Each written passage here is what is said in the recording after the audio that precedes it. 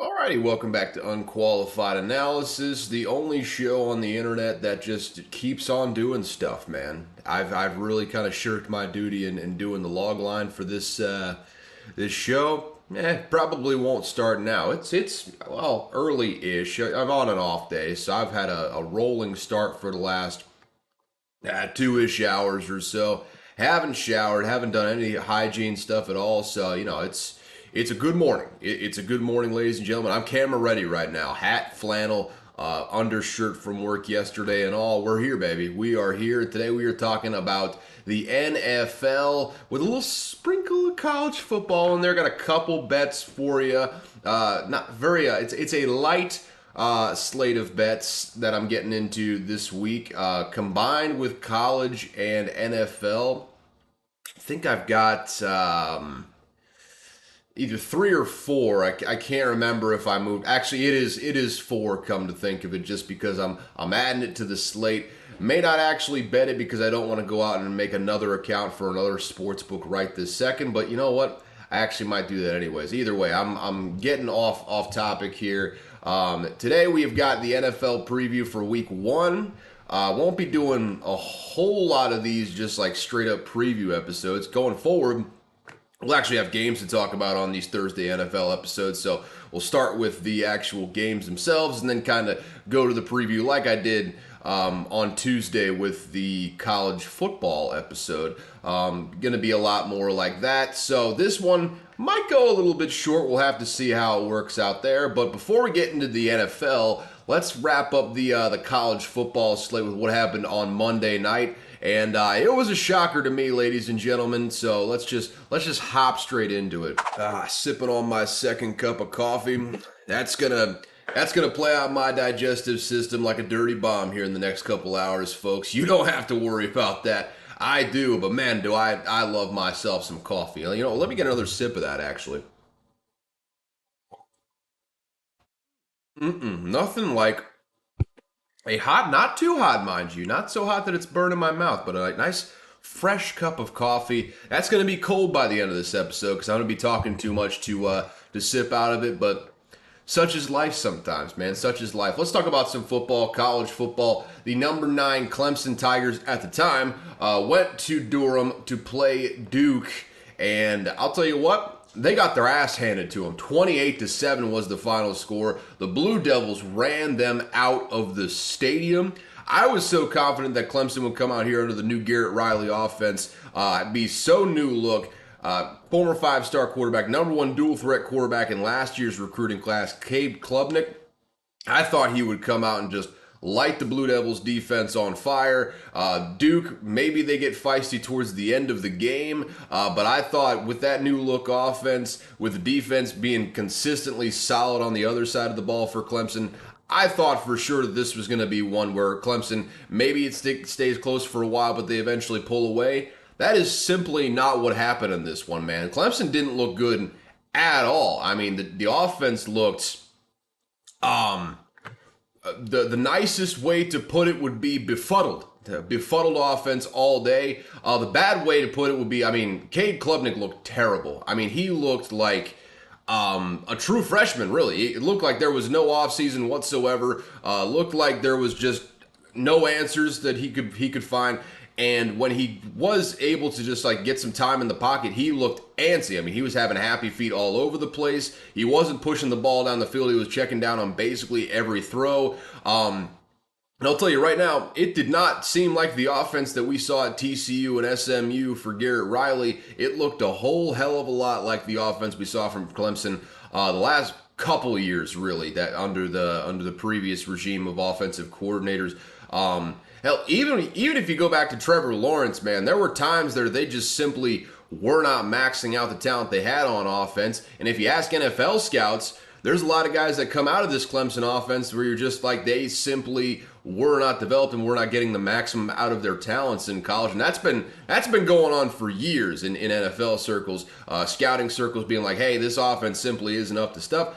It looked a lot like that offense over the last several years. You think you bring in Garrett Riley, some things are going to change. The dynamic is going to change. There's going to be a little bit more creativity with it. it didn't feel like that at all. I mean, Will Shipley still had a great game. I mean, over 6.5 yards per carry, 114 on the ground. Didn't score at all, though. Well, actually, he scored through the air, caught 6 receptions, one of them being a touchdown reception. Basically, Will Shipley was the only player on this team that had a modicum of a good game, pretty much. I mean, Phil Maffa was okay in this one as the backup. I mean, still feels like the Clemson rushing attack is healthy as it has ever been, but that doesn't really help you when you're down 2-3 scores in the fourth quarter, and Riley Leonard on the other side, Duke's quarterback, whose name had escaped me for a little bit there, won't be escaping me anymore. Dude he's a clutch player. I mean, he didn't do a damn thing through the air, but on the ground, 8 carries for 98 yards. That's a robust 12 a carry and a touchdown. He just strangled the life out of him. The Duke run game in general, they didn't get quite as many yards as Clemson, but they didn't need to. They scored 3 times to Clemson's 0 on the ground, and they got 6.6 per carry as well. And, I mean, they made their fair share of mistakes, but they made far less mistakes than Clemson. And the Blue Devils' offense was moving throughout the fourth quarter especially. They scored 15 to just absolutely bury the Clemson Tigers down the stretch. And, I mean, Duke came out looking good. They're now ranked in the top 25. I think they're certainly ahead of Clemson. I mean, Clemson dropped from, it's 9th last week to, I want to say they're either 24th or 25th. I mean, basically just like, hey, we have to include them in the top 25 because we can't just drop them all the way out. But when you lose by 3 scores to a team you were expected to beat by 2 scores, if not even more than that, it comes as a little bit of a shock to the senses. You got to drop them down way. I mean, LSU didn't even drop down that much. They dropped down into the mid parts of the top 25. At least they looked like they had some life at times. I mean, Jaden Daniels looked like he was, at the very least, elusive. A lot like the elusive player he was last year. I mean, I think he caused the most missed tackles among QBs in the Power 5 last year, so that should tell you how elusive he is. Maybe he didn't look the part through the air, but, I mean, Clemson didn't look the part either at any phase of the game. They didn't look good on defense. They didn't get a single sack in this game for the first time in 45 games. Wild statistic there. And on offense, they looked somehow even worse. I mean, Cade Klubnik ended this thing with just under 5 yards per attempt passing the ball. And I said it before, but it's worth harping on.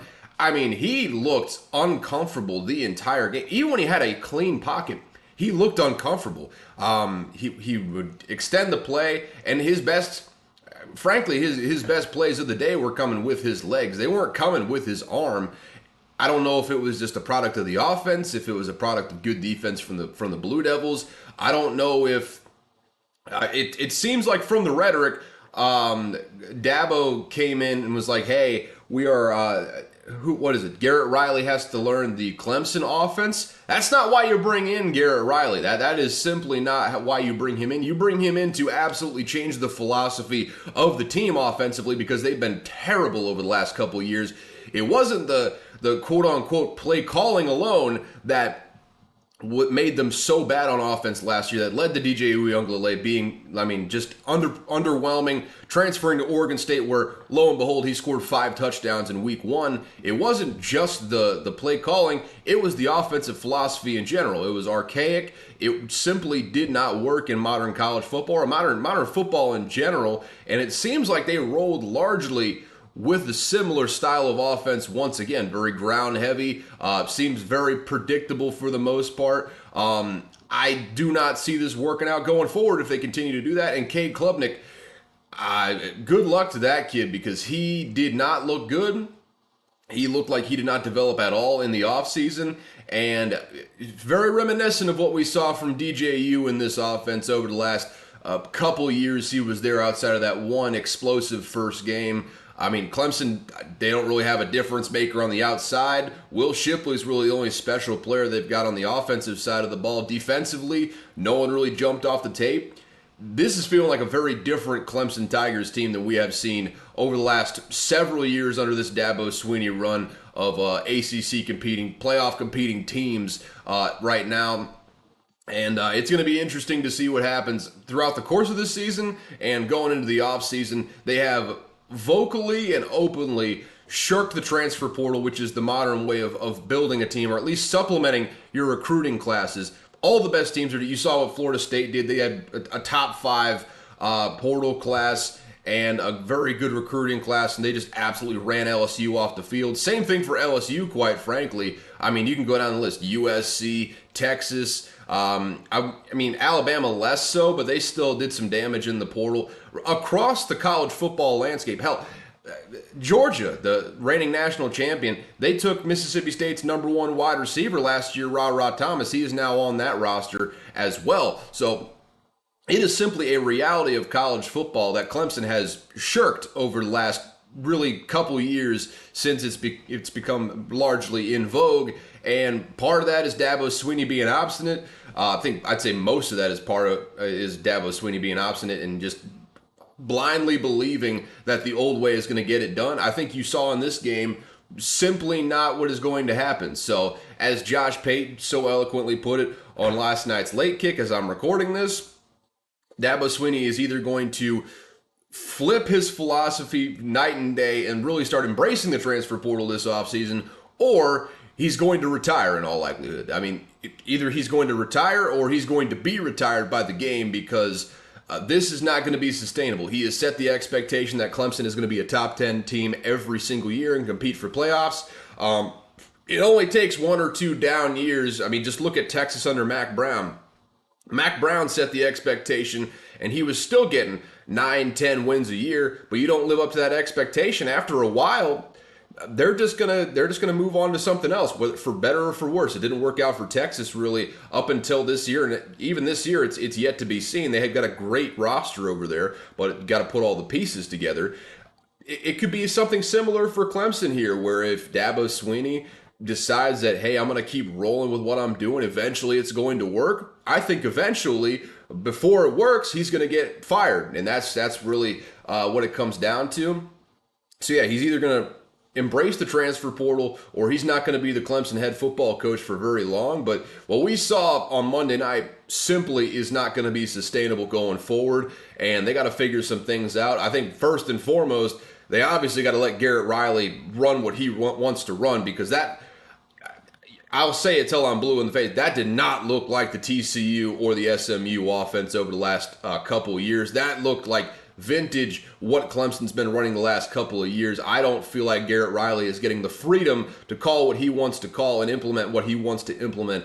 And it's not helping his coaching acumen. Well, acumen doesn't really matter in this one. It's coaching reputation. It's not going to help him get a head job, which I am sure Garrett Riley is angling for here eventually. It doesn't help Clemson. It doesn't help anyone to keep rolling with this archaic style of offense. Be worried if you were a Clemson fan. That Florida State game is going to hurt. They are going to lose by a lot against Florida State. I don't know what the line's going to end up being. I think it's at Florida State in that one here in a couple weeks. Early bet, keep an eye out on that one. Same thing with I don't want to bring in LSU over Grambling, but this week LSU might win by 60 against Grambling. I feel as sure about that one as I feel about Florida State running Clemson out of the building when they play each other in a couple of weeks. Those two are night and day. Florida State looks like the team in the ACC. I don't think they're going to get challenged all year pretty much outside of a trap game here and there. Duke is looking like more and more of a problem maybe. I mean, Pittsburgh is always feisty when it's all said and done. But Clemson, this was viewed as a 2-horse race in the ACC, maybe 3 if you count in UNC there with Drake May.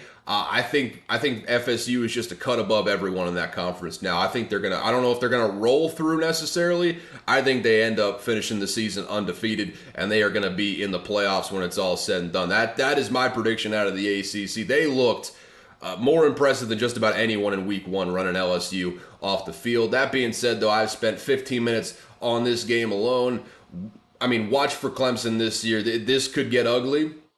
Dabo Swinney has shown in the past that he can right the ship. He's going to have his work cut out for him in this one, though, and it's going to take a little bit of humble pie, if you will, to step back and say, all right, maybe some of the things I've been doing over the last several years don't work anymore. I can either ride off into the sunset and enjoy my 2 national titles that I won at home, live in the glory days, or I can evolve and keep this thing rolling.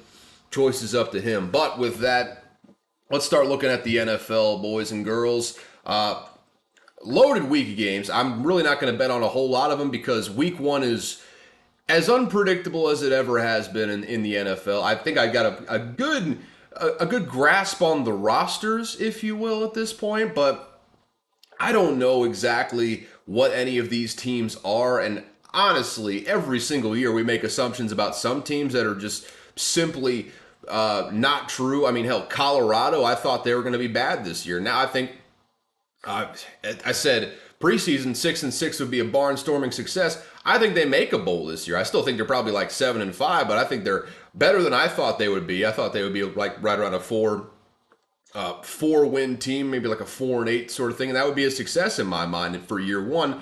Same thing in the NFL, though. There are a lot of these teams. There are some teams here that I think are going to be good that are, in fact, bad, and some teams that I think are bad that I think are going to end up being good. So week one, you sit back for the most part and let the board play out as it may. Make observations, take note of them so you can have a bit more of a committed slate of bets going forward from there. But as of right now, here is how it stands. And we'll start off with the opening night game, which I do have a bet on. I bet the over at 54.5 because I am an idiot. That line has now come down to 52.5 in most places. FanDuel, you can get it at 52.5. I think across the board outside of Caesars, who's got it at 53, you can get that at 52.5 on the over. So if you waited on that one, you're smarter than me. Congratulations. Go ahead and take your over. One caveat to keep in mind, Travis Kelce hyperextended his knee in practice on Tuesday. Status in doubt for Thursday night's game. That could affect some things. Still got Patrick Mahomes on offense, though. Still no progress on the Chris Jones front. I still don't think he's playing. I think that this is still going to go over. I still feel confident at that number at 54.5. Getting at 52.5 is just a treat, folks. So I would still recommend going on that one. That is one of my bets for this week. Also, before I forget about it, I don't know what the line is at now. I know it's come up a little bit on FanDuel. It's at 69.5 now on the total for USC versus who's the team? Stanford. Stanford going to USC. I got that on Caesars at 68, and I think that was the best number at the time. I don't know what it's at now, but I'm adding that bet to the slate as well. I like again, we're gonna ride the over on the USCs until the wheels fall off, pretty much. More accurately, until they start setting lines that are like pushing 80, mid to upper 70s, and especially when they're playing teams that don't have great offenses. Now, you get into the meat of the Pac-12 schedule, you're playing a UCLA, you're playing an Oregon. There may not be a line that you can set high enough for me to not take it. That being said, if it pushes 80, I'll probably stay away for the most part. But we're riding that USC over until the wheels fall off right now. So I'm adding that to the slate. I got two overs so far. Over 54.5 for the Lions Chiefs and over 68 for Stanford USC. But back to the game at hand, Lions Chiefs here. Some of the absences on the Chiefs side have made this to where might be working out in the Lions' favor here. I mean, they still got Patrick Mahomes to contend with on the other side of things, but this thing opened at 6.5 in favor of the Chiefs. It's come down to 4.5. That's at BetMGM for the Chiefs. You can get the Lions at plus 5.5 on FanDuel right now if you're looking to bet that side of things. Again, I'm staying away from the spread on this one because I simply don't know. I just know that they're going to score a lot of points, and I think Jahmyr Gibbs is going to flash off the screen in this one.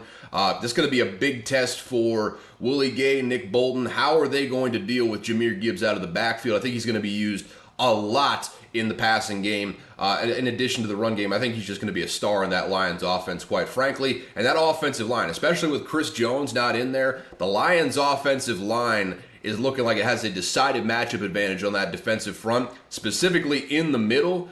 I think they're going to run the hell out of the ball. I think Jared Goff is going to be asked to, every once in a while make a throw that keeps the chains moving and maybe have some explosive aspect there to the offense. The receivers are simply not the strength of this team, though. It is the offensive line and it is the backfield. I believe David Montgomery is back there in the backfield. You got Jahmyr Gibbs, who you drafted very high in the draft. They are going to emphasize that throughout the course of this game, I would imagine. And maybe that takes some time off the clock. Maybe that takes some points off the scoreboard. I don't think so, because they were able to score a bunch of points that way last year. You still got Amon-Ra St. Brown.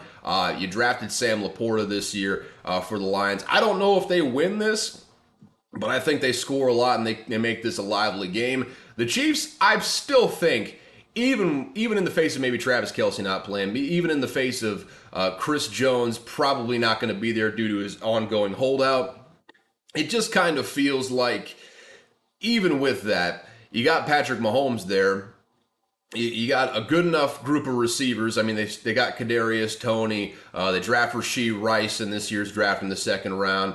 Justin Ross, an undrafted free agent, has been making a lot of plays. You got MVS. They have good enough receivers outside of not having Travis Kelce to where, even with this improvement in the Lions secondary, I just think behind that great Chiefs offensive line, perpetually good since that Super Bowl where Patrick Mahomes just brutalized back there. They took that to heart and they have created an elite offensive line. Behind that offensive line and with those receivers, I still think they're going to score points. I think they're going to win this thing. I don't know if they cover, but I think they do pull this one out in the end.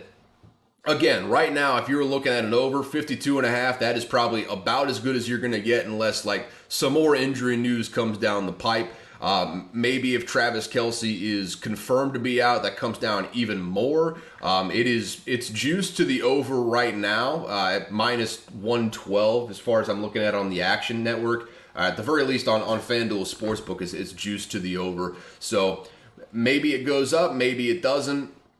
I think for right now, 52.5 is a good number if you want to get in on that. Outside of that, I mean, sit back and enjoy. Opening night is going to be fun. I think the NFL picked a good one if all goes as I think it will. So look forward to that. Football is back, baby. Football is fully back once the NFL kicks into gear, as well as that college football. What are we looking at here? Yes, I'm totally. We're on the Sunday games now. I thought for a second the Bengals-Browns was on Thursday night just because of the weird place they put the time here. I'm on the Action Network website, by the way, so I'm kind of just like surveying all of the lines as I go through this slate. Bengals-Browns is a 1 o'clock game, though, on Sunday. Makes a lot of sense. Line opened at 2.5 in favor of the Bengals, still at 2.5 in favor of the Bengals. You can get that pretty much everywhere. It's 2.5 across the board. All the sports books seem to be kind of in consensus on this one. Don't have a great read on what's going to happen here. I don't know what Deshaun Watson's going to look like in his second year. I don't know what Joe Burrow's going to look like after missing the entire preseason with an injury. Over-under set at 47.5. Started at 47.5. You can get that. You can get 47 in some places. Points bet specifically, I think, is where you're going to get that. Most places are 47.5. I'm staying away from that one as well. I think they got that pegged pretty well. I mean, because you don't know if the Browns come out and Deshaun Watson isn't playing well. Once again, are they going to hit that 47.5? 47.5 is a big line for an NFL game. Even if the Bengals come out playing well on offense, which that's not guaranteed either, you think it's going to happen, and you assume that Joe Burrow is going to step in right away, just be the player that he's always been, but there's not a guarantee on that as well with the ongoing calf injury. So I'm staying away from that. As far as the game itself goes, man, the AFC North is just perpetually stacked. And this, again, if you look at the Browns roster, they should be competing every single year with what they've got. They got great players on both sides of the ball. They got maybe the best running back in the entire league right now in Nick Chubb. Even with the departure of Kareem Hunt, they have a very deep backfield. They got Jerome Ford, who they drafted out of Cincinnati. Even more players outside of Jerome Ford. I mean, it is just that great offensive line, top 5 offensive line in the entire league. Great defensive front with Myles Garrett, Jeremiah Owusu-Koramoah. I forget the cornerback's name, but they got great corners back there. They got great secondary. based on the personnel, they should be one of the best units in the entire NFL. But it just, for some reason, they just can't get the Browns stink off of themselves, and they just disappoint year after year. Could this be the year that it all comes together? Could Deshaun Watson come out there and play well this season? We'll find out a lot about them in week 1, I think, and until then, I just don't know. I think tentatively, I would lean the Bengals just because they've got the pedigree. They've been to the AFC Championship, like 3 years in a row now. Joe Burrow is, at the very worst, the top 5 quarterback in the league, maybe top 2 or 3 as far as I'm concerned. He's fantastic at every phase of the game. I think I lean the Bengals in this one. I lean the -2.5. But again, I'm staying away because I have no idea what either of these teams are. Up next, Buccaneers versus Vikings. This one opened up with Minnesota being favored by 6.5. You can get them at -5.5 at PointsBet. It's down to +6 if you want to bet the Buccaneers on this one. That is with FanDuel Sportsbook. Over-under started at 46, and it's come down to 45, 45.5. Just kind of depends on what you're looking at there. Again, I'm staying away. I don't know what this new look Vikings defense is going to look like. I think ultimately they will play better than last year, but I don't know if the personnel has improved markedly on that side of the ball. I think they're still a year away and a bunch of draft picks hitting from actually fielding a top half of the league sort of unit. I think they're going to be right middle of the pack generally. I mean, in best case scenario, they're top of that middle. Worst case scenario, they're bottom of that middle. Either way, I think they're going to be more creative under Brian Flores in this new scheme. I think ultimately, if the money line wasn't like -250, I'd say go ahead and bet that money line for the Vikings. But outside of that, I don't know how pretty it's going to be. I don't know if they're going to hit that over at 45.5. If for no other reason, I think the Vikings offense is going to score basically no matter what, because another year under Kevin O'Connell. Kirk Cousins, for all the hate that he gets, he's an enigma. Sometimes I hate him, sometimes I love him. He's still a top 10 quarterback when he's playing at his best, and he's got a damn good group of receivers. Not even mentioning TJ Hawkinson. In the receiver room, he has got Justin Jefferson, Jordan Addison, who they drafted this year, KJ Osborne, who they've had in there for a couple of years. That's as good a 1-2-3 as you're going to find across the entire NFL, quite frankly. And sure, there are questions in the backfield. I think the passing game is going to be good enough to open up some opportunities for the running game on the other side of things. I am still worried about that backfield, but I think the Vikings are going to score.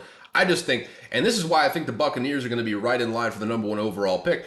I just don't think Baker Mayfield is that good. They got some good receivers out there. They got Mike Evans, Chris Godwin still out there. Russell Gage actually won't be out there. I think he's down for the entire season, coming to think of it, with an injury. That's a tough loss at third receiver and really makes them thin across the board on that side of the ball. They don't have a very good offensive line, which is kind of what Baker Mayfield needs to be successful.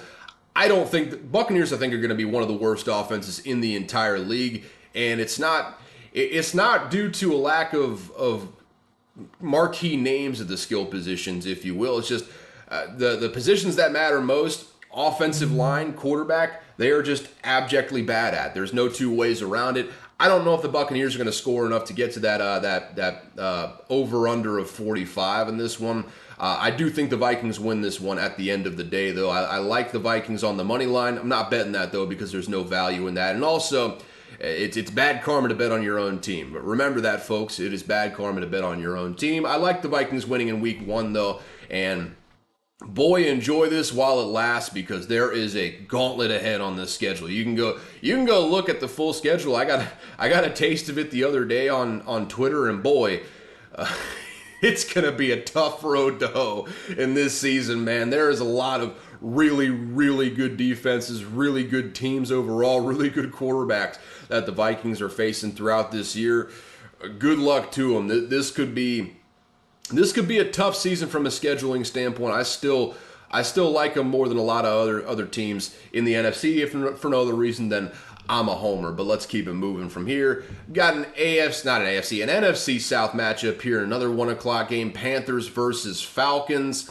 What is Desmond Ridder going to look like? What is Bryce Young going to look like? What is that Panthers offensive line that was getting brutalized all preseason going to look like? We think the Falcons have a good offensive line. How will that defense look with all the new pieces that are being put in place? A lot of questions here. The over-under started at 43.5. It's now down to 39.5. So from a pure just like logical standpoint, 39.5 is an attractive number to get in on. It's just, I don't know what either of these offenses are going to look like. Outside of the Falcons are going to run the piss out of the ball. I'll tell you that right now with Bijan Robinson coming in there. And they basically go, unbeknownst to me, and I don't know how they did it, they kept basically all of those backs on the team. So they go like 3-4 deep in the backfield.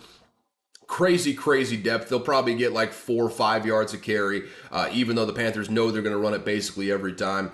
Desmond Ridder's going to have some easy decisions to make. The line right now, it started at -2.5, and it has moved in the Falcons' direction to -3.5. You can get that basically everywhere. The sportsbooks seem to have a good consensus on that one.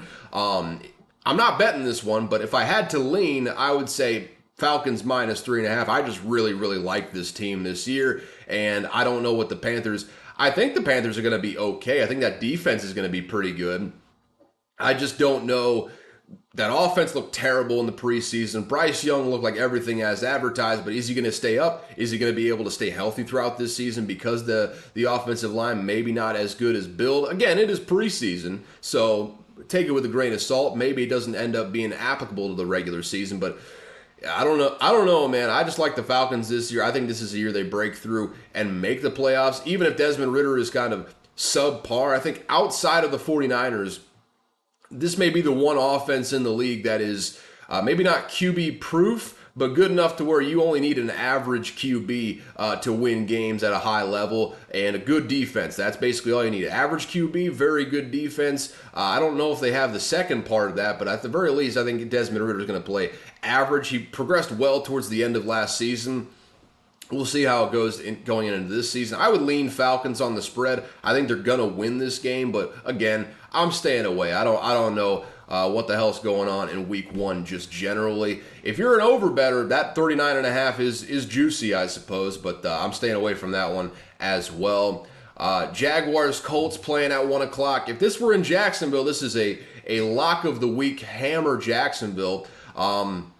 Since they are not playing in Jacksonville, though, I don't know. I mean, this kind of Jaguars are the clear best team in that AFC South division. The Colts are kind of, transitioning to a new QB. They're not going to have Jonathan Taylor out there for the first 4 weeks at least, and we'll see if he's even on the team. And they're still, I would assume, exploring trade options outside of that. So started at 3.5 in favor of the Jaguars. It is now up to 5 in most places. You can get it 4.5 on FanDuel. That's a juicy little morsel there if you're betting on the Jaguars in this one.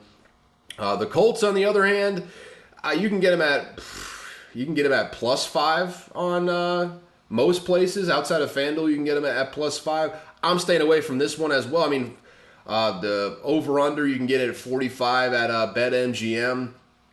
45 in most places. I mean, FanDuel's a little bit high at 45.5. If you're taking the under, FanDuel is the place to do it. But outside of that, I'm staying away from pretty much everything in this game. I don't know. I don't have a great read on what either of these teams are going to do in week one. The Colts seem to lose week one basically every week, though, and I think a lot of bettors are banking on that, especially with the new offense. I do think throughout the course of this season, that Shane Steichen offense mixed with the skill set of Anthony Richardson is going to yield fruitful results, if for no other reason than he's got the ground game capability. And you saw with Jalen Hurts last year in this offense, he was really able to thrive with a mobile QB, that being Shane Steichen, able to thrive with a mobile QB and make that QB thrive as well. And I think that's going to translate well over to this Colts offense. Outside of that, though, the defense outside of Shaq Leonard in that front seven, the back end looks suspect to say the least. They're going to need to generate a lot of pass rush, and frankly, Jaguars' offensive line might allow them to do that. This is one of the more underrated things throughout the course of this offseason. I think it was Cam Robinson. I think Cam Robinson's on that team. He got suspended for like 6 games. They lost Juwan Taylor to the Chiefs in this offseason. That offensive line, low key one of the more concerning parts of this team. And strength coming out of the backfield, Travis Etienne, which you would expect in with a subpar offensive line. You lean more into the run game. The front seven is the strength of the Colts defense. I could very easily see the Colts covering, maybe not winning, but keeping this close throughout the entirety of this game. It's murky waters. I would lean the Jaguars to win just because top to bottom they have a better roster than the Colts right now. But the Colts have it. One, it's a divisional matchup, and two, the Colts have some advantages in key areas that I think can cause some problems for the Jaguars. I mean, watch out for this one. Maybe turn into an ugly game. I mean, at 45, I think I'll probably stay away from the over in this one. Maybe you take the under if you are so inclined. I'm still not going to do that because the Jaguars still have players all over the field on offense.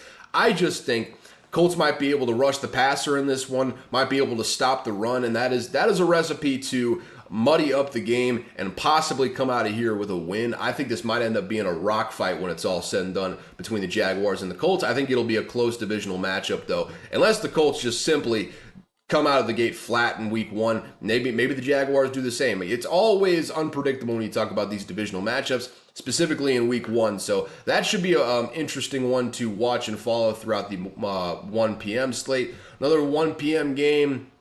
Got the 49ers traveling to Pittsburgh to take on the Steelers. Looking more and more like Nick Bosa won't be in for that one. They've been working feverishly on that extension from his rookie contract all throughout the week to get him ready for week one. I feel better than Chris Jones, quite frankly. I feel better about them getting this done than maybe Chris Jones getting done before Thursday night. Obviously, you got the extra couple days to get the deal done, but it seems like the 49ers and Nick Bosa's camp are at least in the same ballpark and are working towards this thing. Feels like you've heard various reports of a deal being imminent, which is not something you could say about the Chris Jones situation with the Chiefs. So don't know if Nick Bosa is going to play. Even if he doesn't play, though, I mean, the front seven is just so good for the 49ers. I mean, they signed Javon Hargrave this offseason.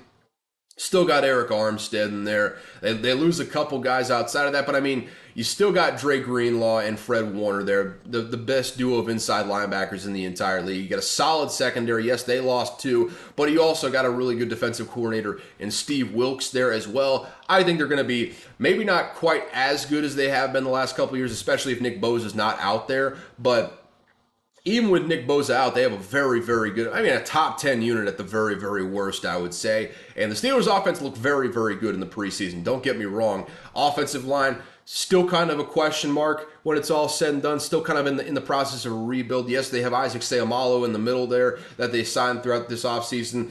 They drafted Broderick Jones, who I'm not sure if he's starting week one. Probably something I should look up and know off the top of my head, but bad podcast host. It is what it is there. Line is -2 in favor of the 49ers right now. You can get that at BetMGM. If you're betting on the Steelers, 2.5, you can get that a lot of places. I mean, FanDuel and DraftKings particular have a +2.5 for the Steelers in this one. Not a great consensus outside of being 2 or 2.5. For most of these sports books. I think there's a little bit of uncertainty as far as the Nick Bosa situation that's kind of, messing with the half points a little bit there. I'm staying away from that one as well because I think the Steelers actually have a really good squad this year. I think George Pickens is going to show everyone that he's a legit number one receiver in the NFL. Maybe even possibly a top 10 receiver when it's all said and done. The dude just makes plays. He makes big plays, and his catch radius is insane. I think he ultimately usurps Deontay Johnson as the number one receiver. I mean, that's not taking anything away from Deontay Johnson, though. I think Deontay Johnson is a fantastic receiver, really good at the technical stuff and just getting open underneath. Going to need both of those guys. I think Pat Freiermuth is good. I think the addition of Darnell Washington, especially in the run blocking, is going to help immensely. They got two really good backs in Najee Harris and Jalen Warren. I just think this offense is really good in general. And the defense speaks for itself, quite frankly. The secondary is young outside of Patrick Peterson, so there is that. And there's also no guarantee that Patrick Peterson will stay healthy. But this Steelers defense, I mean, the front seven is as good as it's ever been. Signed Alex Highsmith to a big deal this offseason. Still got TJ Watt in there, who is a Defensive Player of the Year candidate every single year. Still got Cam Hayward, who's a Hall of Famer there in the middle. They draft Nick Herbig this year, who looked fantastic in the preseason. Maybe one of the best draft picks on the entire team. Maybe one of the better steals in the draft in all of the NFL. He's just slotting right in there in the front seven as well. The defensive line is deep as it has ever been there for the Pittsburgh Steelers, which is going to help out the secondary when it's all said and done. I think this ends up possibly turning into a rock fight just based on the strength of both of these defenses. I'm staying away from the spread, staying away from the over-under. You can get that at 41 or 40.5 if you're going on FanDuel. 40.5 is the lowest either way that you look at it. If you're trying to bet on the under, you can get 41.5 at PointsBet. Might be one that I lean towards there, but again, I'm staying away here in week one. I just think this is going to be a dandy of a matchup. Old school football matchup, defense wins championship sort of matchup here with the Steelers and the 49ers. Maybe I could be wrong, though. Even the 49ers on offense with Brock Purdy coming back in there, got all the weapons known to man between Debo, Ayuk, George Kittle, Christian McCaffrey, Eli Mitchell coming out of the backfield. I mean, they are loaded at all the positions. Lose on the offensive line a few guys there, but the 49ers have just been able to churn through offensive linemen, and it does not seem to matter when it's all said and done. So I don't see that being any different this time around. It should be a dandy of a football game when it's all said and done. Cardinals Commanders, this should not be a dandy of a football game unless the Commanders come out here and just absolutely shit the bed. If Sam Howell looks absolutely lost out there, maybe you see something like that going forward where they don't necessarily live up to expectations. I keep getting notifications on my phone. Sorry, that's very unprofessional to look at that in the middle of a recording, but I digress there. Line started out at -6. It has moved in the Commanders' direction a whole point, so it's -7 pretty much across the board no matter where you're looking at it. If you want to bet on the Cardinals, you're a sicko, but go right ahead. It's +7 right now. It's probably maybe even wait on that. Maybe more money is going to come in on the Commanders. I just think that the Commanders have a better offense as far as the skill positions. You think that the offensive line is a question mark to the biggest degree you could possibly imagine, but they have good enough receivers to where they get open. Will Terry McLaurin be healthy? That is a big question. He injured his toe in the preseason, but I think he's maybe not a game-time decision, certainly questionable when it's all said and done to go out there and be there in week one. This Cardinals team is bad, though. They're either gonna start rookie Clayton Looney Tunes from the Houston Cougars last season, or they're starting Josh Dobbs, the hairless wonder, at quarterback. Either way, it's a quote-unquote competitive advantage that you have to prepare for both because they're not announcing a starting quarterback, probably not until game time pretty much. But you look at the offense outside of that. They got a couple good pieces on the offensive line, like one or two there. By and large, I mean, yes, they get Paris Johnson in the draft, and you hope he turns out well, but by and large, not a great offensive line. No weapons to speak of on the outside, pretty much. You got Marquise Brown out there. You got Rondale Moore, shots, explosives, pew, pew, pew, pew. You got some fire in their guts. Jonathan Gannon, making sure the fire is there in their guts. Defensively, what is the defensive line? They don't really have a great defensive line, I'll tell you that right now. They lost basically their best players throughout the course of this offseason, be it through retirement with J.J. Watt or through the free agency with other guys there as well. Not very good on defense. They trade away Isaiah Simmons. Basically, it's Budda Baker and a bunch of dudes out there on defense. This is probably pound for pound the worst roster in the entire NFL. I think the Commanders are going to smother the Cardinals in this one. If there was one bet that maybe I lean towards taking, it would be the Commanders at -7. I'm not going to do that just because I don't know how good the Commanders are this season. I know the Cardinals are terrible, but maybe the Commanders' offensive line causes a little bit of a fiasco in week one, and they don't cover that -7. I think they should, especially with what they have on the defensive side of the ball. Like I said, I think they're going to smother the Cardinals on the defensive side of the ball. Old dust-up guy himself, Jack Del Rio, just coordinating the hell out of that defense, so credit where it's due there. If it all goes as planned, the Commanders should cover, but that offensive line scares me. Sam Howell, still don't know what he is. I think ends up playing all right in the new Eric Bieniemy offense. What is that going to look like when it's all said and done? They got a bunch of backs back there. They got a bunch of really good receivers in the room as well. If the offensive line can hold up, they should run the Cardinals out of the building, but that's not a guarantee when it's all said and done. So staying away from that. Over-under's looking kind of attractive. Over 38.5. You get that if you want. It's 38 at most other places. For some reason, they're saying the best odds are at...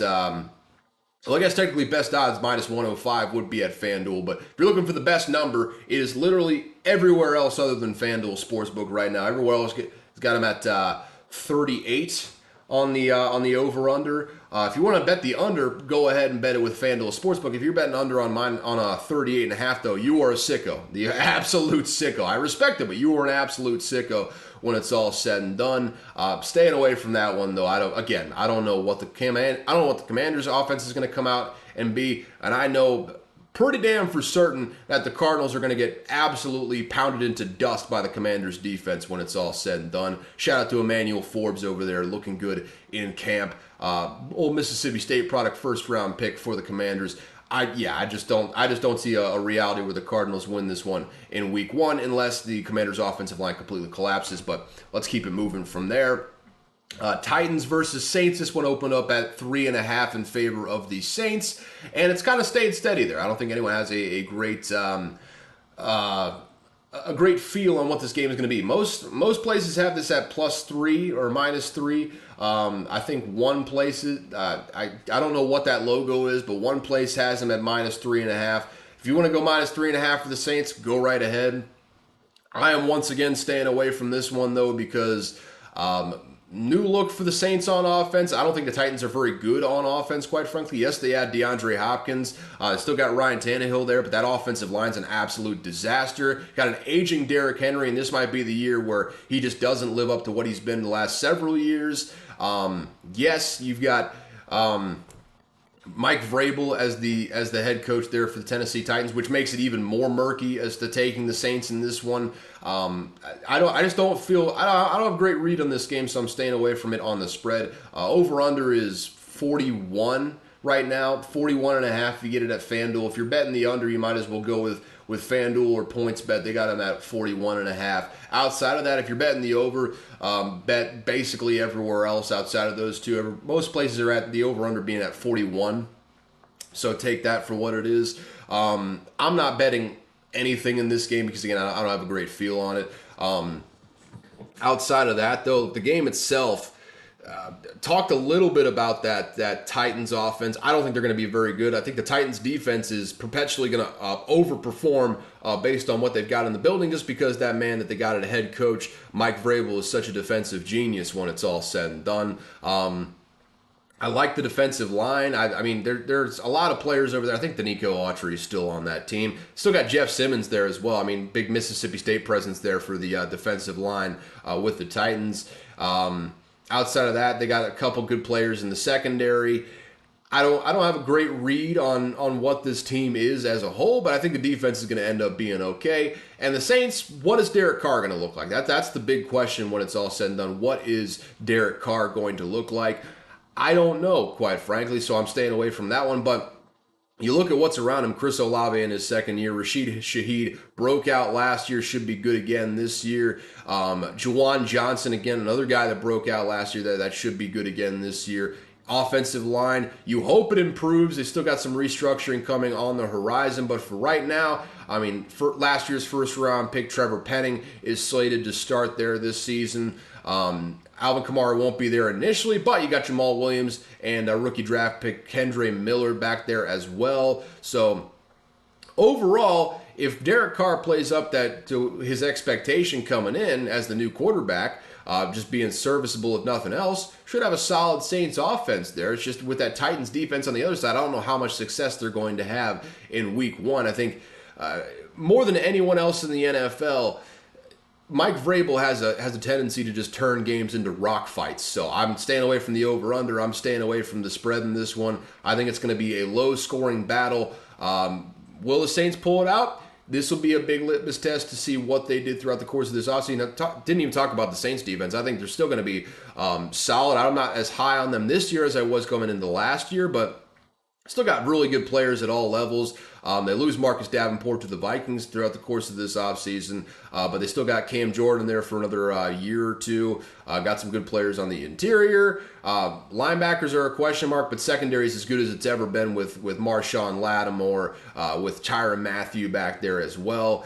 Should be a good group, but I don't know. That even lends more credence to my thought that this is going to be a rock fight when it's all said and done. So maybe you look at that under 41.5 on FanDuel Sportsbook if you're going to bet this, but 41.5 is still kind of it's kind of a low number when it's all said and done for me, so I'm staying away from all that.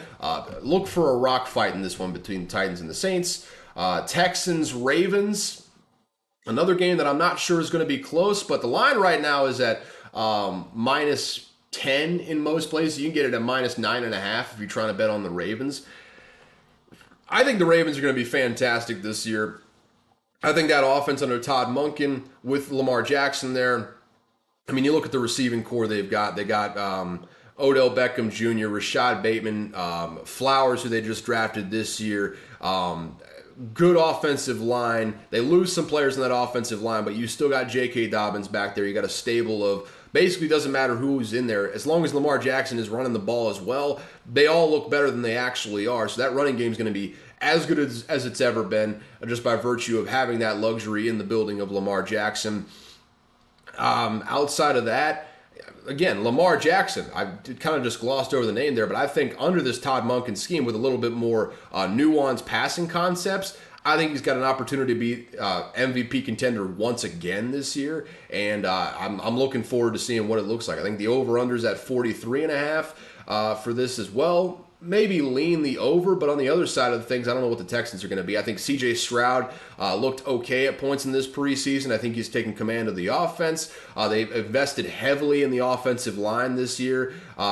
They signed their right tackle to extension. I think they signed Laramie Tunsil to an extension as well. I think their right tackle actually just got hurt, come to think of it. So not great news on the other side of things, but they are investing in that team. They got Will Anderson on the other side of the ball. They picked up some really good defensive pieces. I don't think the Texans are going to be as bad as people are expecting. I think they're still not going to be a playoff team. Still might be pushing back into the top 10 pick. I don't think they're going to be a top 5 pick once again this year. I think DeMeco Ryans is a really good coach. I think he's got a lot to prove as a head coach because he hasn't done it before, but I think he's got the juice to do it. I'm staying away from this line because 9.5 is a big line. Minus 10, giant line as well. I just don't. I don't love the vibes on a minus 10 line, so I'm staying away from that. I think the Ravens do take care of business because they're a legit Super Bowl contender this year. But I think the Texans have an opportunity to maybe keep it close when it's all said and done, even with that rookie quarterback, even with the new look defense out there, even with the bad receivers they've got out there as well. I just feel like they could keep this close, keep it feisty. I think the Ravens defense is going to absolutely smother the Texans offense, though, at various points. So I do have the Ravens winning this one, but that's not really a hot take. They're minus 450 on the money line. So yeah, I'm staying away from that one as well. Packers Bears, and this is where I might have another bet for y'all, ladies and gentlemen. Current line is minus 1 in favor of the Bears. It's come down from minus 2.5. I would lean the Packers in this one, quite frankly. I think Jordan Love is going to have a really good season. I think the run game is going to be more emphasized this year. I think Christian Watson is in line to have a breakout year after that breakout end of his rookie season. I mean, he's a freak. Runs a 4.3 at 6'5". Breakaway speed when you get him in the open space. If he can put together a route tree, he could burst onto the scene this year and be one of the best receivers in the entire league, and I think he might end up doing that. Jordan Love has got a cannon, making better decisions throughout the course of last year whenever we saw him. I think he's got command of this team right now, got a good offensive line in front of him. Defensively, I mean, if you just look at the personnel, they should have a top 10 defense every year, but that dude Joe Barry is still there somehow coordinating the defense, so I don't know what that's going to look like. On the other side of things, though, the Bears, Justin Fields has not encouraged me with his passing throughout the course of this preseason. Maybe it's better. You got DJ Moore in there as a legit number one, so Darnell Mooney can slide down to a number two.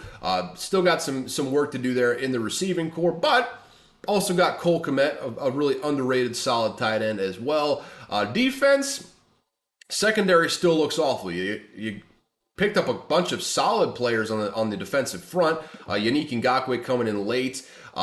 You got two really good inside linebackers there from the Bills and the Eagles, TJ Edwards and the big time pickup throughout the course of this, Tremaine Edmonds, the good Edmonds, if you will. He flew around the field even last season for the Bills. I think he's going to probably do the same and help out that run defense for the Bears, but the secondary is not looking good. I think it's ripe for the pickings for the Green Bay Packers. On the other side of things, though, for the offense, could just kind of glossed over it there, but with Justin Fields, a lot like the Lamar Jackson effect, with Justin Fields there as your quarterback, I think they're going to be good at running no matter what, pretty much. Khalil Herbert's really good back there. They draft Roshan Johnson. I think they improve the interior of that offensive line to a point where they could have some success against this Packers defense and put up some points. I think the offense is going to be better than it was last year for the Bears. And you know what? Here's my compliment to the Bears. I don't think they're going to have the number one overall pick this year. I think they're going to be better. Still not a playoff team. Still probably the worst team in this NFC North. But I think they're probably, good enough to be feisty. And I think that offense is going to be good as it was last year.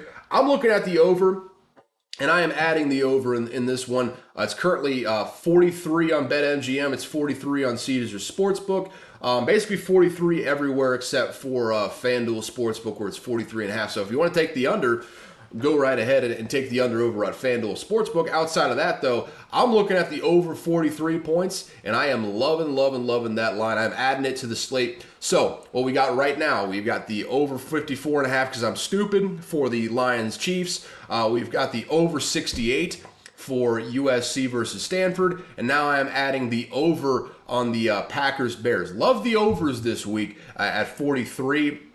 I think they're going to obliterate that number. I think both these teams are going to score pretty well, and this one should be a fun, lively contest. I'm leaning towards the Packers on the spread, and by extension on the money line. It's only a 1-point line, so if you're going to take the spread, you might as well just take the money line when it's all said and done. I like this game as far as an overplay, so I'm adding it to this. I don't have a great read on how it's going to turn out, so I'm not betting the spread. If I had to lean, though, I'm leaning the Packers in this one. I like what Jordan Love is doing over there in Green Bay. Moving on to the afternoon slate on Sunday, we got the Eagles visiting Foxborough to take on the Patriots. It opened up as 4.5 in favor of the Eagles, down to -4 in most places. Kind of stayed a little bit steady, but is moving in the Patriots' direction.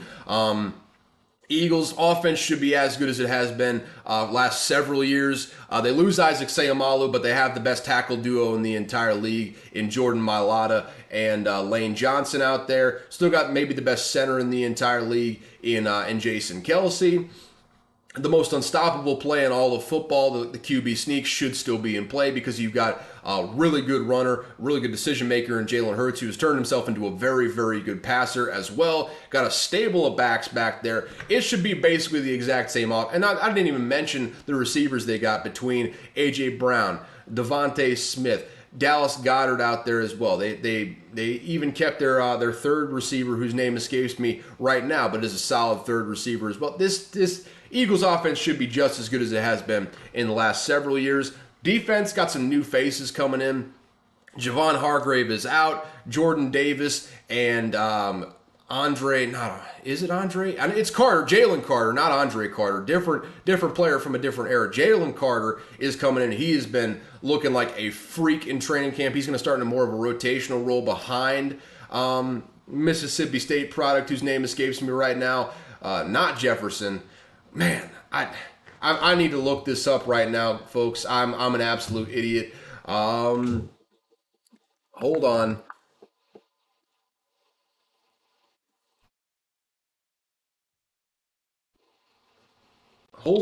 I'm looking this up, and this is probably not Fletcher Cox. I don't know why I thought Jefferson there, but Fletcher Cox. He's still in there. I think he's still starting.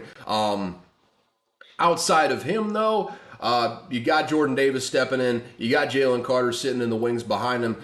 Still got Brandon Graham in there. You still got a stable of pass rushers outside of that, from Barnett to Hassan Reddick, all across the board. The real question mark is going to be on the back end. They lose C.J. Gardner-Johnson. What are they going to do at safety? Still got two of the best corners, one of the best corner duos in the entire league between Darius Slay, who's a legit probably top 5 corner in the entire league, and Bradbury on the other side, holding it down as well. Both those guys got paid this offseason. What are you going to do about the safety, though, with C.J. Gardner-Johnson not out there? And I think they lost Marcus Epps as well in free agency, so you got some real problems back there if the corners can't hold up. Interior linebacker, they got Nakobe Dean stepping in after a really good Georgia career. Didn't really show up at all last year, but TJ Edwards is out. Nakobe Dean is in. What is he going to do this season? A few question marks there, but overall, I think they probably got a defense that should be comparable to last season as well. I mean, the Eagles look about as good as they did last season. Patriots on the other side, they got a legitimate offensive coordinator this year in Butchim Bill O'Brien, calling the plays for Mac Jones. I think they got a solid group of receivers. I mean, solidly middle of the pack group of receivers, I would say. They add Mike Gesicki this year. Already had Hunter Henry in there, so that's a really good tight end duo. They got Devontae Parker. They got Kendrick Bourne, who I really like. Good for a big play. Seems like once a game he comes out there and makes a freak play that you love to see. Bill Belichick is raved about his blocking as well in the running game. You got Juju Smith-Schuster, who is... His knee might be a ticking time bomb.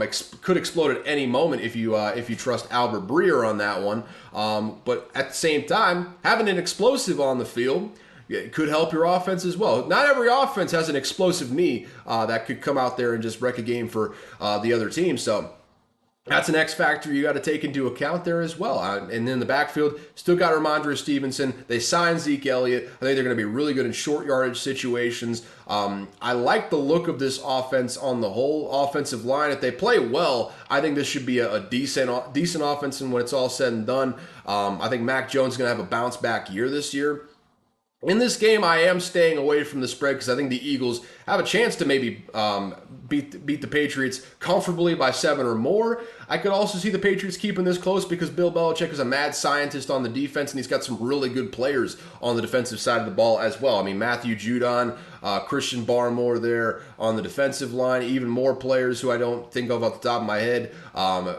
They drafted... the guy out of Sacramento State this year whose name escapes me. I'm not going to take the time to go look him up, but he seems to be playing well in camp this year. They got him in like the 3rd round. They got Kyle Duggar. Jack Jones is still there because a legal matter is pending, so good for them right now. They just got players across the board on defense. Some of them you may not have heard of, but they should have a solid like top 10 sort of unit once again this year. And if the Patriots can make this into a bit of a rock fight, all bets are off, so I'm staying away from that one. I'm staying away from the over/under at 45 right now. It has come down from the 46 that it opened at. I think on the strength of that Patriots defense a little bit when it's all said and done. I think the Eagles could win this comfortably. The Patriots could also keep it close. I don't have a great read on this game on the whole. I think this should be a good litmus test for just how good the Patriots are this year, though. They are clearly in the preseason the 4th best team for a lot of people in that AFC East, which is an absolute gauntlet of a division. But for my money, they could very easily come out here and still win the division if all else goes to chaos, or get a playoff spot if all else goes to chaos when it's all said and done, just because they got that man, Bill Belichick, and Butchim Bill O'Brien is back calling the offense for the New England Patriots. So I don't have a great read on this one, is what I'm trying to say there. We'll just keep it moving. I'm not adding any bets on that one. Rams are visiting the Seahawks. Started at -5.5 for the Seahawks. It has come down to -5 in some places. Still 5.5 in most places, though. So I think that's probably where it's a good spot to end up in. Over-unders at 45.5. I am staying away from the over-under in this one just because I don't know. I don't know what the Seahawks I think the Seahawks defense is going to be better than it was last year. And I think the Rams defense still stinks, but I don't know if the Seahawks are going to score a bunch of points in this one. I'm looking at that -5 over there with Caesars, and I'm thinking about it. I'm thinking long and hard about maybe taking that spread at -5. I think the Rams are going to be terrible this year. I think that offensive line is bad. I think the receiving group is bad. You got questions with Cooper Kupp. He's been in Minnesota all week working on a hamstring issue. I don't think they're going to have him for week 1. And if they don't have Cooper Kupp out there, they don't got basically anyone in the receiving room. They shipped Allen Robinson out of there. They got Van Jefferson would be your number 1 receiver with the elusive, illustrious Puka Nacua coming in as a rookie, like 5th, 6th round pick, probably being the second receiver if Cooper Kupp can't go. Defense doesn't look good. Outside of Aaron Donald, they lose 9 of 11 starters. Basically, it's just Aaron Donald and Ernest Jones back in the fold this season. Really just doesn't look good for them in general on that side of the ball. Really, on either side of the ball. Like I said, the Seahawks on the spread, I am tempted to pick that. The only reason I might stay away is because shit gets weird in divisional matchups. I don't think I'll add it to the slate of bets that I'm betting. But that being said, I might end up taking it on my own just because, I'm interested in a little bit of risk here, adding a little bit of risk to my portfolio. So maybe I go ahead and bet that one. Kind of all depends on how things shake out over there, though. So, excuse me, that was disgusting. Seahawks, though. We talked about the Rams a little bit. Seahawks, I think that offense still got Kenneth Walker there. They draft Zach Charbonnet as well. Got a really good group of tackles that they got in last year's draft. Absolutely lucked out to the maximum degree. Charles Cross and Abraham Lucas both looked really, really good last season. Probably got 2 starting tackles there for the foreseeable future in one draft, which is not something you could usually say. Interior offensive line, wait and see on that one. They got the 2 most important positions at right and left tackle figured out. But what is one thing that helps an offensive line at running game? And when you got Kenneth Walker and Zach Charbonnet back there, I mean, you can only do so bad as an offensive line. And they got a group of really good receivers. I mean, they drafted Jackson Smith and Jigba in the first round this year, in addition to Devin Witherspoon on the other side of the ball, which we'll talk about here in just a second. But they got a really good group of receivers outside of Jackson Smith and Jigba. Obviously, DK Metcalf is a physical freak out there. Tyler Lockett is just year after year one of the more consistent players in the entire NFL. Geno Smith, I think he continues his career resurgence this coming year, especially with Shane Waldron still being in town. On the defensive side of the ball, I think defensive front still a little bit of an issue they got to be looking at there, but they had a few players in free agency, a few players in the draft. Still got Tariq Woolen and I think young Kobe Bryant out there on the outside for the Seattle defense. My goodness, my brain is just all over the place right now. But I think the defense has it's not going to be the hardest assignment they're going to face all season. I think they got what it takes to rein in the Rams. I think on offense, the Seahawks are just a cut above what the Rams can have on defense. I'm talking myself into this. I think I am taking that -5, and I'm putting it on the slate right now. So what do we got? We've got to recap the picks once again for the 15th time this episode. 54.5 with the Lions, Chiefs, because I'm stupid. 68 with USC and Stanford. 43 with what's their faces? The Green Bay Packers and the Chicago Bears in week 1. Taking the over on all 3 of those, and I'm adding my first spread bet and probably my final spread bet of this slate, -5 for the Seahawks. I think they're going to come out there and absolutely just strangle the life out of the Rams in this one when it's all said and done. I've talked myself into that. I'm staying away from the over-under at 45.5. 46.5 in some places. Either way, I'm staying away from that one. I think the Seahawks come out here and handle business versus the Rams. Right out of the gate, that was disgusting, but we're going to keep it moving from there. Let me get a sip of this now, probably lukewarm coffee. Nope, not lukewarm, just room temperature now. It's like I said, it's been sitting there for an hour now. It is what it is. I'm just going to keep on sipping. And then we're going to get into the home stretch of this slate. We got 1, 2, 3, 4 more matchups to get to before I get y'all out of here. Starting off with one more 425. We got We got 3 4 o'clock games still to get to. The first one of those, Raiders versus Broncos. Staying away from this one. You can get it at -3.5 at BetMGM. 3.5, a lot of places in favor of the Broncos, and it kind of opened at 3.5 too. So FanDuel's moved to 4. Probably would stay away from it on that one. FanDuel and DraftKings have both moved to 4 on this one in favor of the Broncos.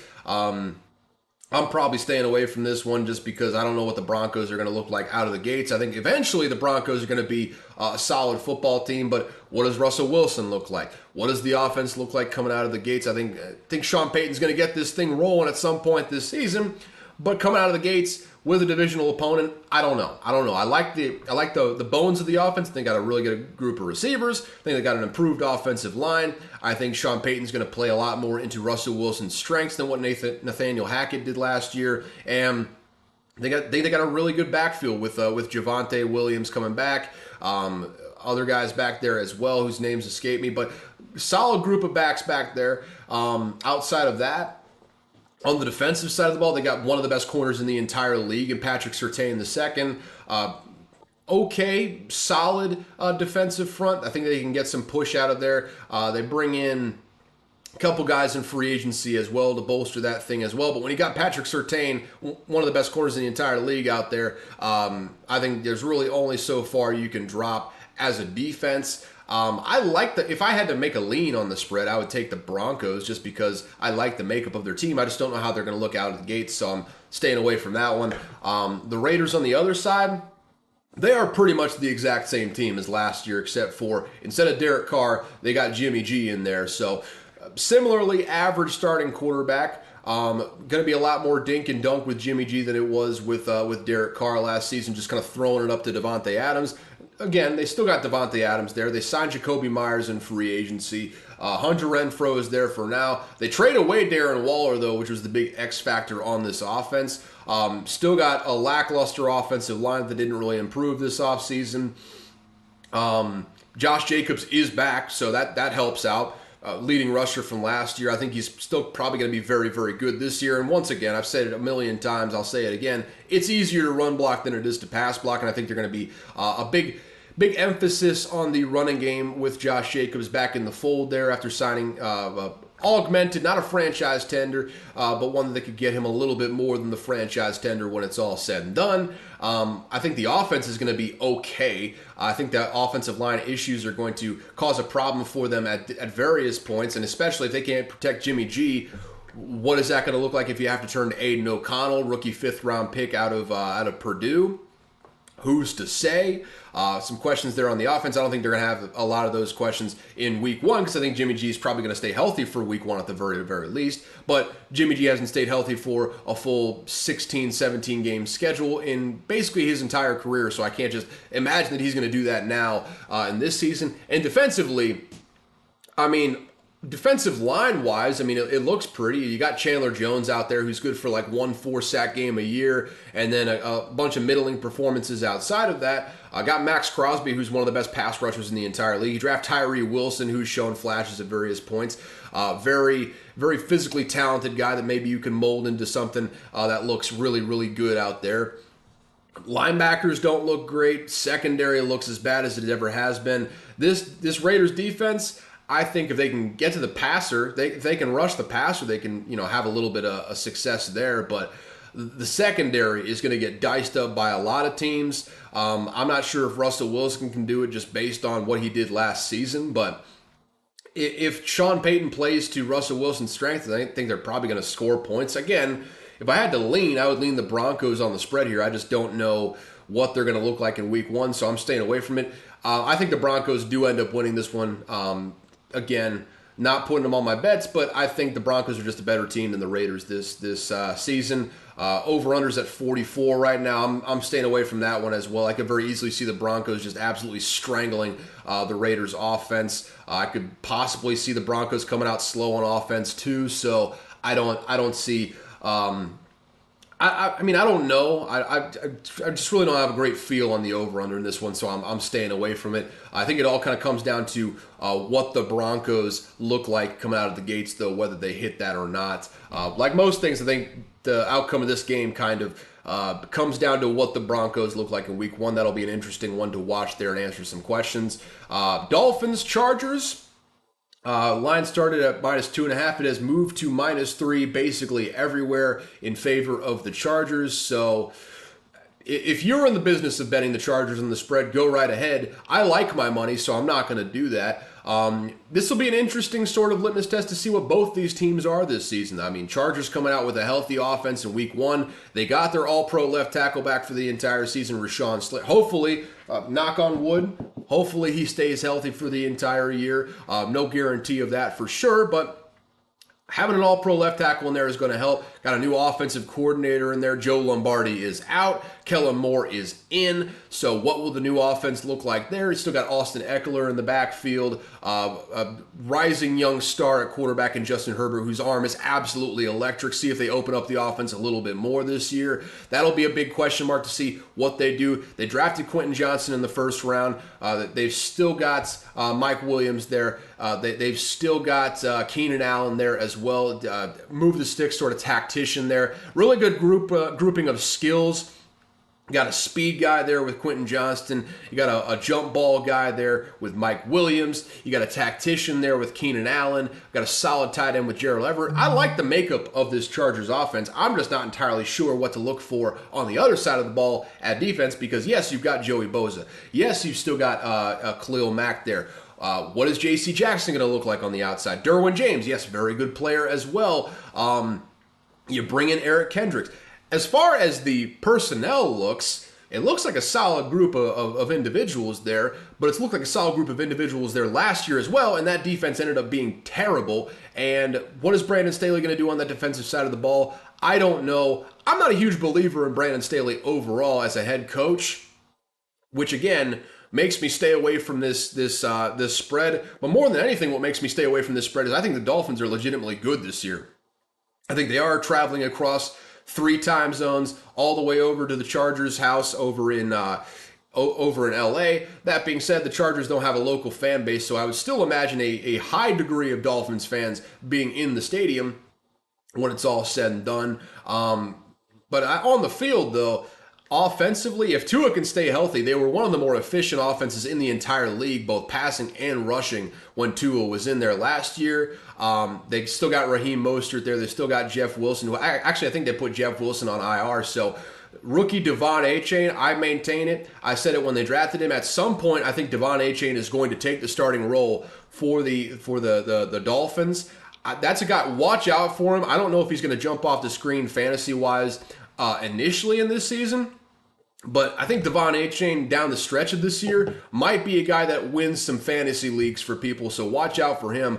I really like him. He is the exact type of bat that Mike McDaniel loves. He loves a guy that can just run in a straight line and can kind of just, you can put the team on his back if you needed to.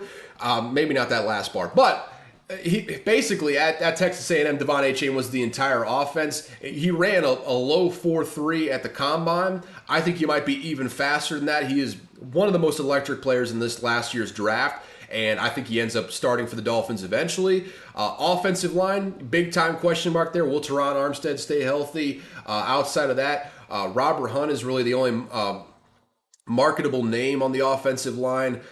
Yet to be seen if they do well there. I think they should have a little bit more emphasis on the running game this year. Mike McDaniel at times got away from it, and that's really what his bread and butter was throughout the course of his time with the San Francisco 49ers. He was known as the run game coordinator, run game guru. I think he leans a little bit more into that this season, but I can't blame him for leaning into the pass because on the outside, they have probably the fastest duo of wide receivers in NFL history with Tyreek Hill and Jalen Waddle. They got a solid group of supporting cast behind those two on the outside. If Tua can stay healthy, if he can use that judo, jiu-jitsu, whatever the hell he did over the course of this offseason to fall properly, do his formed rolls, to not bang his head against the turf or something like that, and maybe not run his head into a meat grinder every time he runs with the ball, if he can stay healthy and in the lineup, in other words, I think he's got a really good chance to make this offense one of the best in the entire league once again. But it's a matter of staying healthy. And in the long run, I don't trust that he can do that. In week one, though, I have no other choice but to trust that Tua will stay healthy and in the lineup. Defensively, that's going to be the most entertaining thing to watch for the Dolphins this year because they bring in the most coveted free agent in the defensive coordinator market with Vic Fangio. Not very good defensive play calling last year, a scheme that did not fit the players, and they have some really good players out there. Jalen Ramsey will be out for a large portion of this season after getting that meniscus repaired. Still got Xavier Howard out there, who is one of the better corners in the entire league historically. Still got Javon Holland, who is one of the more underrated safeties in the entire league, and I think he's going to jump off the screen for some people this year because he is an absolute playmaker there on the back end. They got some solid young corners out there as well that I think they're going to play well. And then front seven, they have a legit pair of bookends there with Jalen Phillips and Bradley Chubb, with Christian Wilkins on the interior.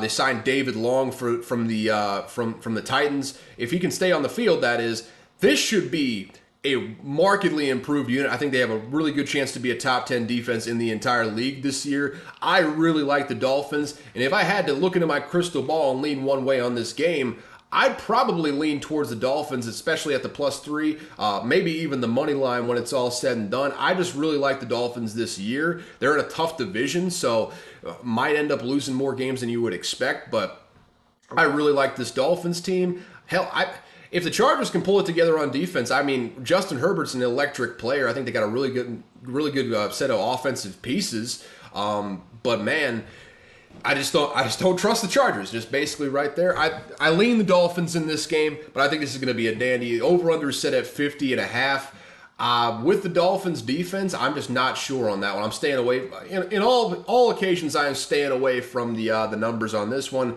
both the spread and the over/under. I just think this is going to be it should be a fun week one game between the Dolphins and the Chargers. A matchup that you don't see super often. So love to see it here in week one right out of the gate. Seems like it's a good addition to the slate of the inaugural week of this NFL season. Love to see it there. The final 4 p.m. game, we got a divisional classic here between the Cowboys and the Giants. Open up with the Cowboys being favored by 2.5 on the road. That has widened to 3.5 in most places. Well, it's a pretty good mix of 3s and 3.5s. You can get 3 at, BetMGM. I think you can get 3 at DraftKings Sportsbook. A lot, really across the board, you can get 3 a lot of places. It's 3.5 in FanDuel, Caesars, all sorts of places as well. But, let me stop for just a second because the coffee has come back with a vengeance. Timeout, pause, be right back. All right, I just did a Keon Coleman-esque waddle to the bathroom.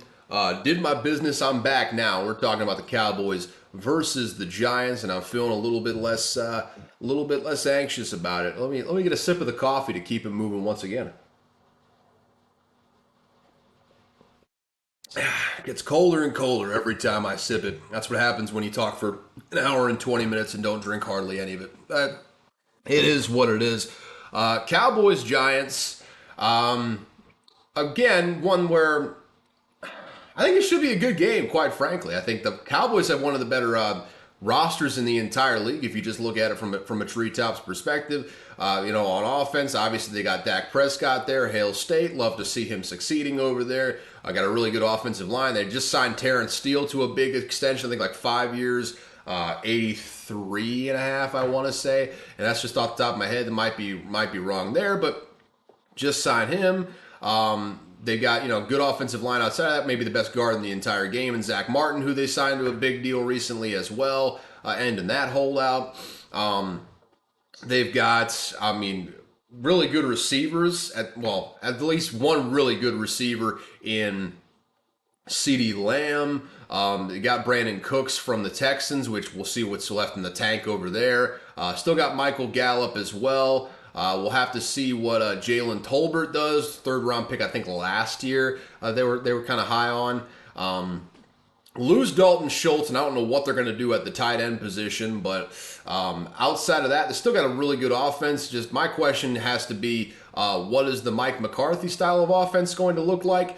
that just doesn't feel like it's going to turn out well with Mike McCarthy being a play caller again. I'm very open to being proven wrong, but my gut feeling just does not feel like that's going to turn out very well. And defensively, I mean, they have got stars up and down the roster. I'll tell you what. I mean, Micah Parsons. What's the cornerback? Teron Diggs. Leighton Vander Esch there as well. DeMarcus Lawrence on the defensive line. Just a really solid group and a really solid defensive coordinator with Dan Quinn. It's been able to get a lot out of this group. And I think with Micah Parsons being there in general, I think that Cowboys defense is going to be fierce. One of the best in the league basically every single season. And I think it's not going to be no different this year. I think they got a really good group on that side of the ball. Should have a really good offense if Mike McCarthy can call a good offense. For the Giants on the other side, they get Isaiah Simmons for basically a bag of balls from the Cardinals. He should be an interesting one to watch, see how Wink Martindale uses him. But got a good group. Going to have to see what they do with losing Julian Love at safety. He played really well for them last year. See what they do at cornerback. But Wink Martindale's been able to show time and time again that they can get a lot of good out of not a whole lot to work with. Kayvon Thibodeau coming into his second year, I think he's going to have a big season. Dexter Lawrence in the middle, I think he's going to play very, very well. I just think they got a good, maybe not the flashiest names, but a good group for the Giants on the defensive side of the ball. Offensively, Daniel Jones showed in this Brian Daboll system that he's got some juice out there. Still got Saquon Barkley in there. They resolved that contract situation for the time being with that franchise tag averting deal that he signed to get back with the team.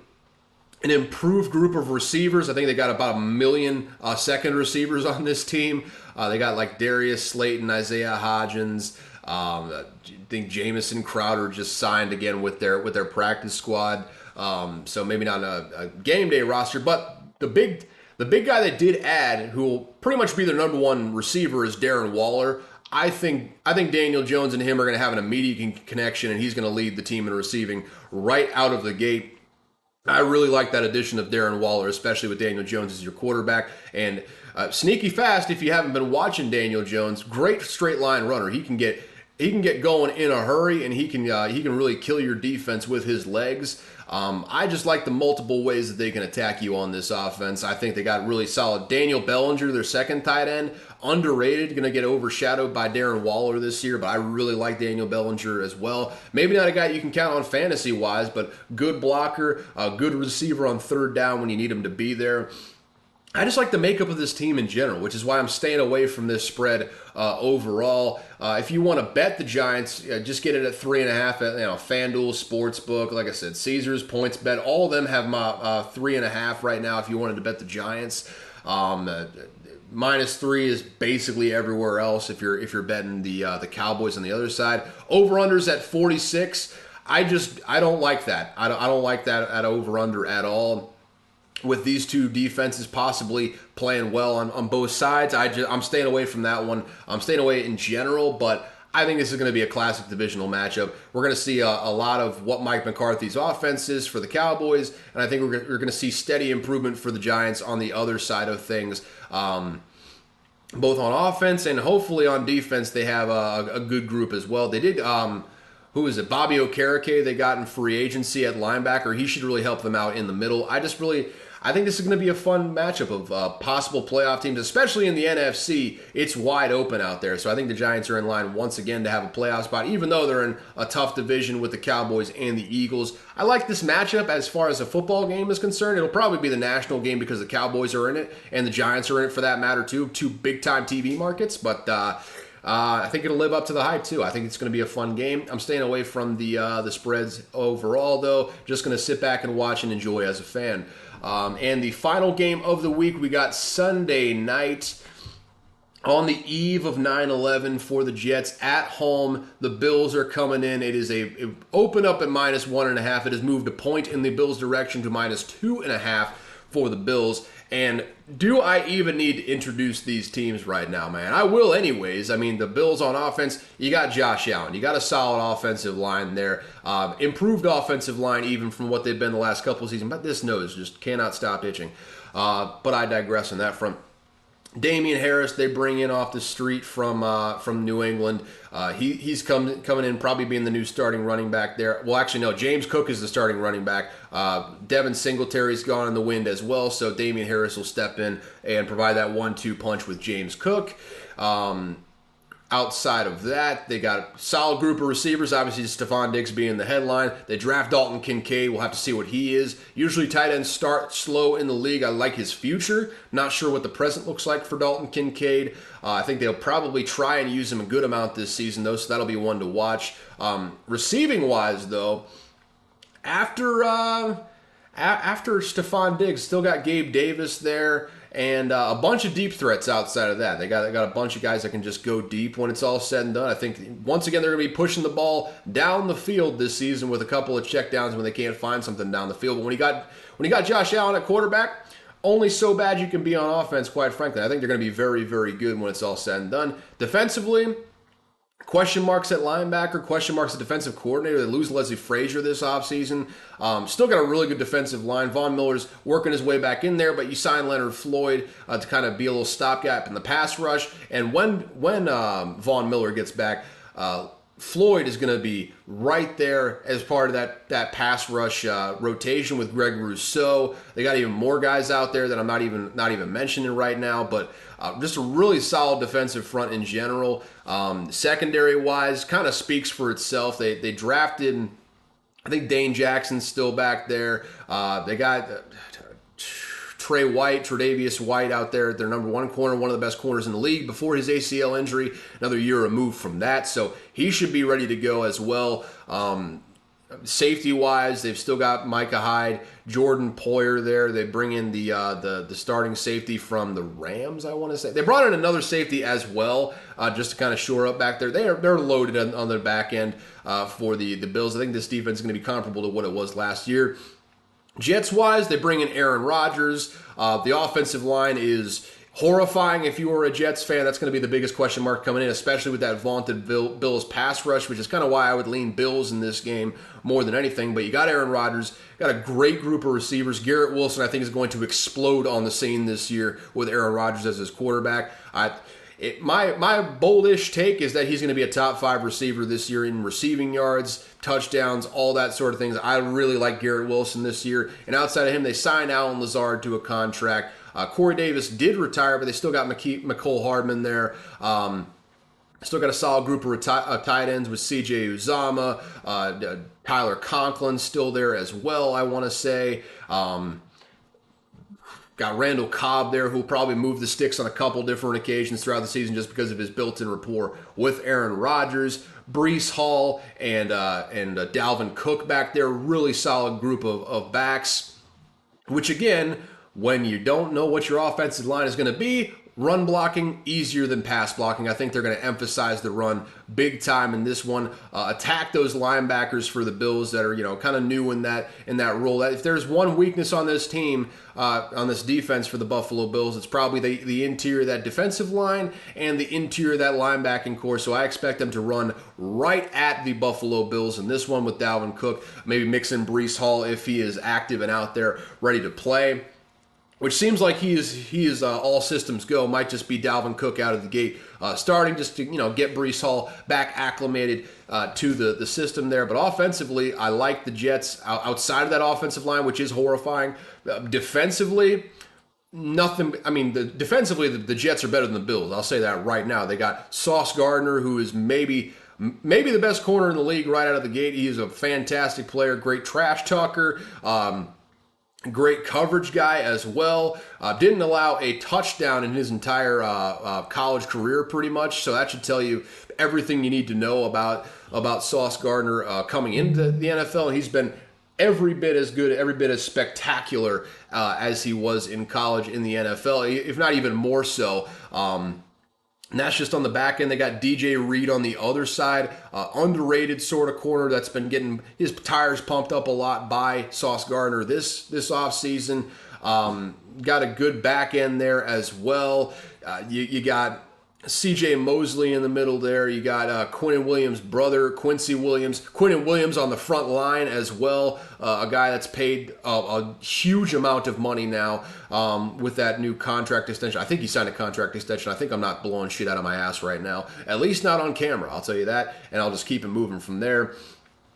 Defensive line, they draft Will McDonald in the first round, so maybe the pass rush will improve from there. Defensive line might be the soft spot of this defense, but I think they can scheme up some pressure even from there. I think the rest of this defense is so good that it doesn't necessarily matter. I think the secondary is elite. I think the linebackers are very, very good. Really, the defensive line just has to be solid. And I think with Leonard Williams there in the middle, they can be solid. Defensively, I think they're better on defense than they are on offense. I'm staying away from this game. If I had to make a lean, maybe it's the Buffalo Bills at -2 just because of that advantage they have in the pass rush department. But I think the Jets are going to pound the rock in this one, which is why I don't like the over-under at 46 either. Come down from 48 as well, which should tell you all you need to know about how Vegas is feeling about this, but I think they're getting kind of the same vibe that I'm getting. It's going to be a lot more run heavy than pass, even with Aaron Rodgers being in there. I liked what the Jets put together, but I just think Bills might end up taking this. I don't have a great feel either way on this one, though, so I'm staying away. But it should be a dandy for the first Sunday night game of the season. And with that, that's all, folks. That is all she wrote. So one more time to recap the bets this week.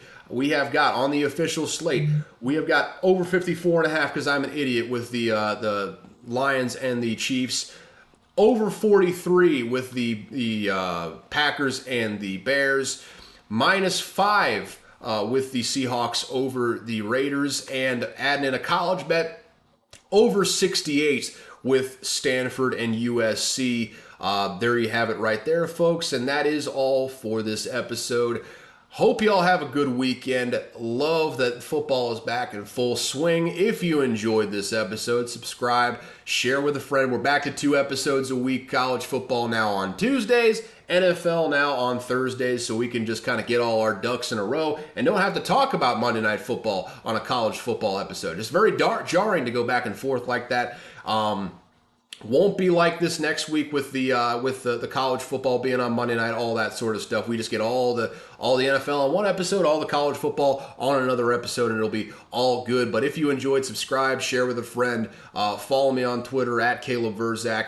That link will be in the description, so you have to spell my fucked up Eastern Bloc name. If you want to contact the show, either shoot me a DM or shoot me an email at unqualifiedanalysis@gmail.com. Outside of that, thank you so much for tuning in to Unqualified Analysis. As usual, I got no idea what I am talking about. That being said, one thing I learned this week, let me pick a fun fact here, because both of them I kind of learned from listening to a nice little Hitler documentary series in my podcast rotation right now, Real Dictators. If you don't listen to that one, go listen to it. If you like history, fantastic historical podcast there. Paul McGann's got the voice of God. I digress, though. What I learned this week from that podcast series, 8 in 10 German U-boat crew members were killed in action during World War II. That is 80%, if you're doing the quick math at home, of German U-boat crews were killed in action during World War II. That is just insane stuff right there. But anyways, enjoy the NFL slate. Enjoy the college football slate. We are all the way back with football this weekend. So have a good one, folks. I am going to go edit and clean, I suppose. So see ya.